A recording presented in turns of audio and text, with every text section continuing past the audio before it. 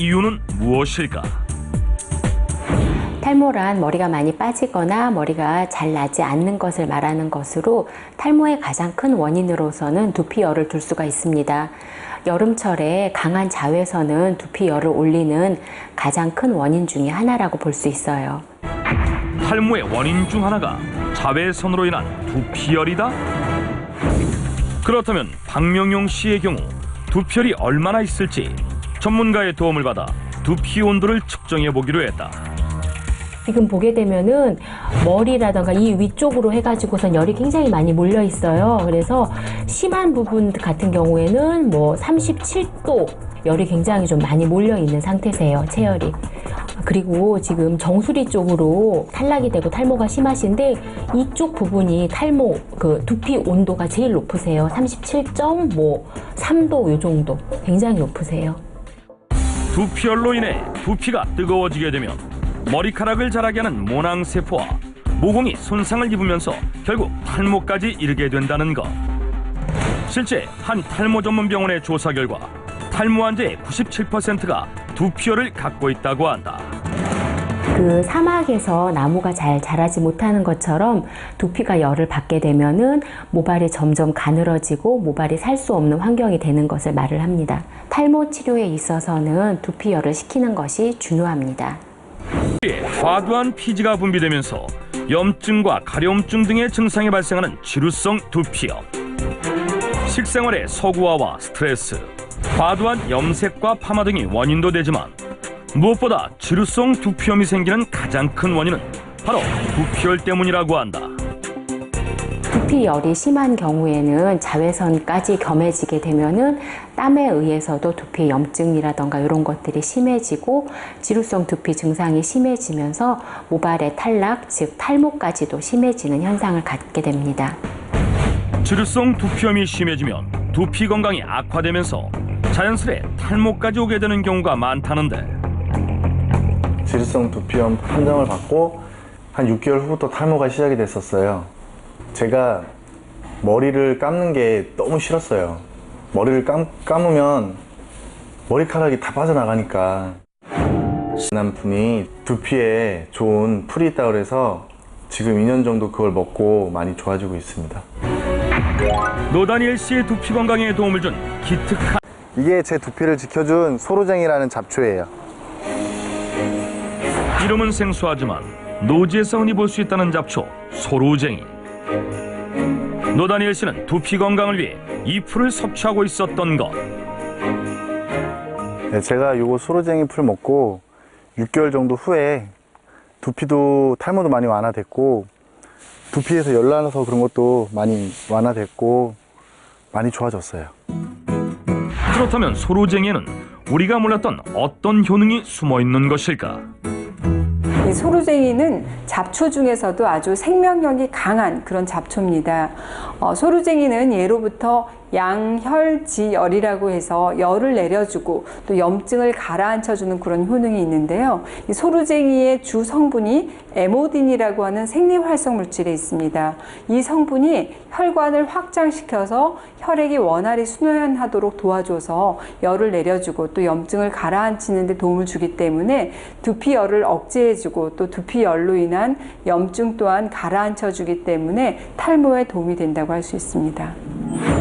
실제 신농본 초경에선 소로쟁이는 열을 내리고 효능이 있다고 기록돼 있고, 한 연구에 따르면 소로쟁이의 성분이 피부의 염증을 억제하는 효능이 있다는 결과를 발표했다. 소로쟁이를 2년 동안 섭취하면서 지루성 두피염이 완화됐고 두피 건강에 도움을 받았다는 노다니엘 씨. 소로쟁이 뿌리랑 줄기는 약성이 강해서 제가 피부에 쓰는 용도로 쓰고 있고요. 소로쟁이 잎사귀는 제가 먹는 용도로 쓰고 있어요. 소로쟁이의 뿌리는 약성이 강해 체질에 따라 부작용이 있을 수 있기 때문에 소로쟁이 잎사귀만을 요리에 활용한다는 노다니엘 씨. 소로쟁이를 주로 집 근처 노지나 밭에서 채취하는 만큼 불순물을 제거하기 위해 여러 번 물에 씻어준다고 한다. 손질한 소로쟁이를 주방으로 가져오는 노다니엘 씨. 냄비에 물을 가득 담은 뒤 소로쟁이 잎을 그냥 손으로 뚝뚝 잘라서 넣어준다? 대체 어떤 요리를 하려는 것일까? 소로쟁이 풀로 국이나 뭐 나물 같은 거는 해먹는다고 하는데요. 제가 음식을 못해서 그런 거는 못하고 그냥 평소에 먹는 물로 끓여서 먹고 있어요. 두피 건강에 도움이 되는 소로쟁이 활용법. 소로쟁이 물. 물 2리터를 넣은 냄비에 2주먹 분량의 소로쟁이 풀 넣어주는데, 여기서 중요한 것은 불 조절. 약불에 30분 정도 차를 우리듯 은근하게 끓여준다. 30분 후 약성이 잘 우러나면 소로쟁이 풀 건져내면 되는데, 이대로 섭취하면 되는 것일까? 물만 완성됐고요. 여기에 제가 넣는 한 가지가 더 있어요. 냉장고에서 무언가를 꺼내는 노다니엘 씨. 된장입니다. 그가 소로쟁이 물에 넣는다는 것은 바로 된장이었는데, 된장을 물에 넣는 이유는 무엇일까? 된장을 넣어서 먹으면 흙냄새 역한 게 좀 없어지더라고요.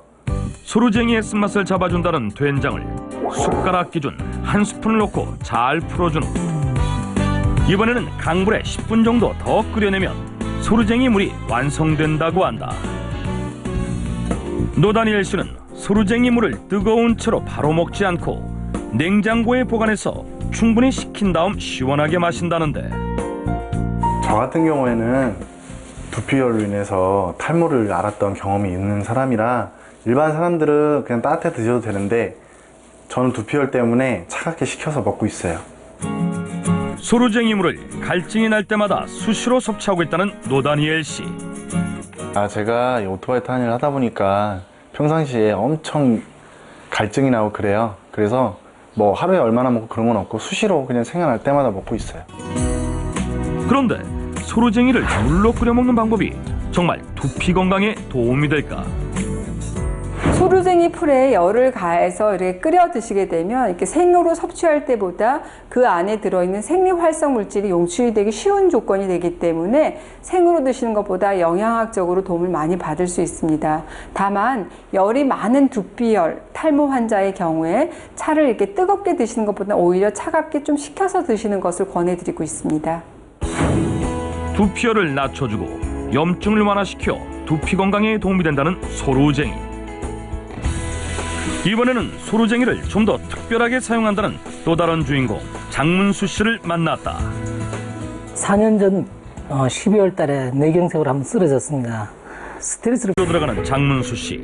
바로 이곳에 그만의 비법이 있다는데,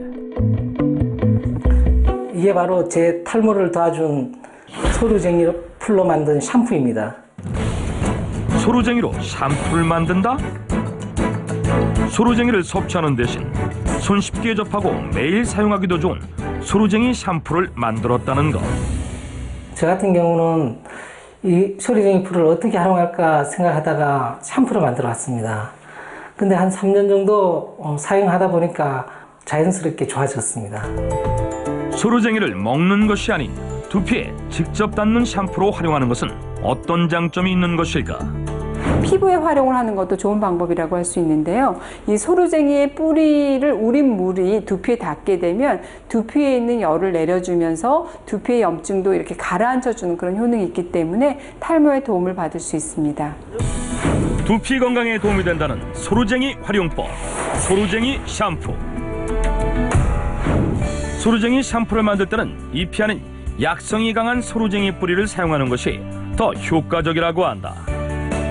깨끗하게 세척한 소로쟁이 뿌리를 햇볕에 일주일 정도 말려주는데, 이때 소로쟁이와 함께 샴푸에 꼭 넣는다는 또 다른 재료가 있다고 한다. 이거 소로쟁이 샴푸에 들어가는 비밀 재료인데 애기 똥풀입니다.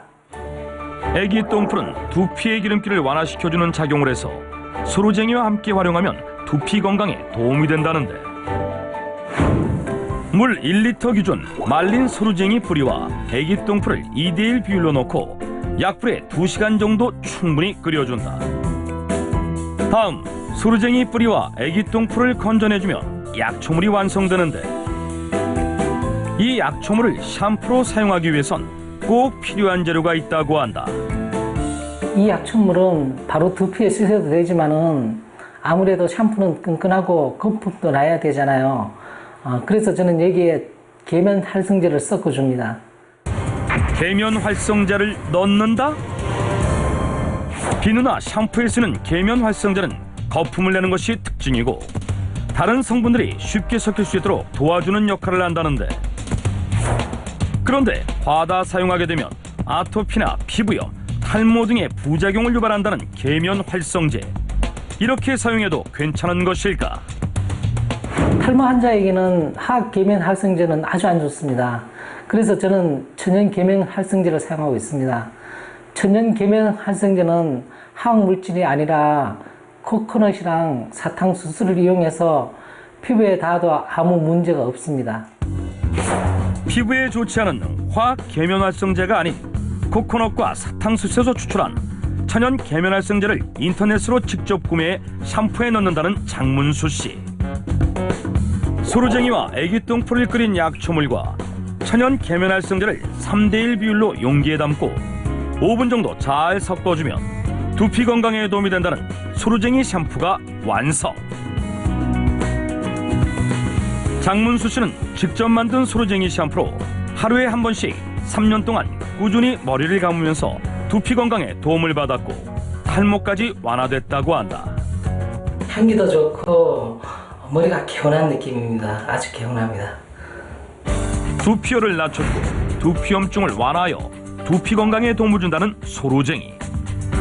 소루쟁이 물을 만들 때는 물 1리터에 소루쟁이 잎을 2주먹 넣고 약불로 30분 동안 끓여준 다음 된장을 반 스푼 넣어 강불로 10분 정도 끓여서 냉장 보관해 마시면 좋다는데, 소루쟁이와 애기똥풀을 물로 끓여서 천연 계면 활성제를 3:1로 섞어주면 두피 건강에 도움이 되는 소루쟁이 샴푸가 완성된다.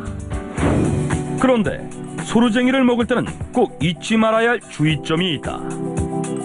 소루쟁이는 약간 독성을 가지고 있기 때문에 설사를 자주 하시는 분들, 평소에 식욕이 없는 분들은 드시지 않기를 권해드리고요. 또 뿌리를 제외한 줄기라든지 이파리 기준으로 했을 때 하루에 약 5g 정도 넘지 않게 섭취하는 것을 권해드리고 있습니다.